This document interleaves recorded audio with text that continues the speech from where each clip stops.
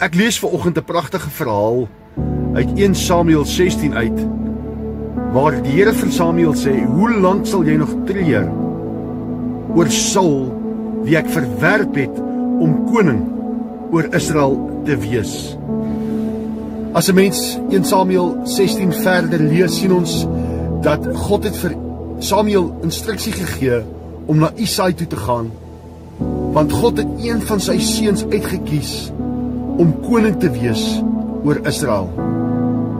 'n Pragtige gedeelte wat vir my vanoggend uitstaan is 1 Samuel 16 vers 7, waar die Here vir Samuel sê, moenie kyk na sy mooi voorkoms of sy hoë gestalte nie, want dit is nie waarna ek kyk nie, ek kyk na die hart. En ek wil vanoggend vir jou kom sê, geliefde kind van God, moet nooit ooit dink dat jy nie goed genoeg is om deur die Here gebruik te word nie.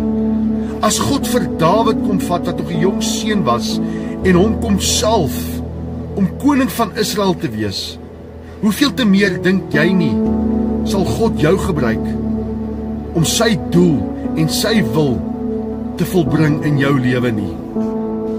Moet nooit ooit dink dat jy is nie goed genoeg vir die Here nie. Ek het al gehoor van stories waar God boemelaars van strate afhaal en hulle roep as pastore. En daar is onder andere een pastoor hier in Alberton wat 'n boemelaar was, waar God hom uit die gutters van hierdie wêreld gaan uithaal het en hom geplaas het op 'n hoë rots. Dit maak nie saak wie of wat jy is of wat jy was nie.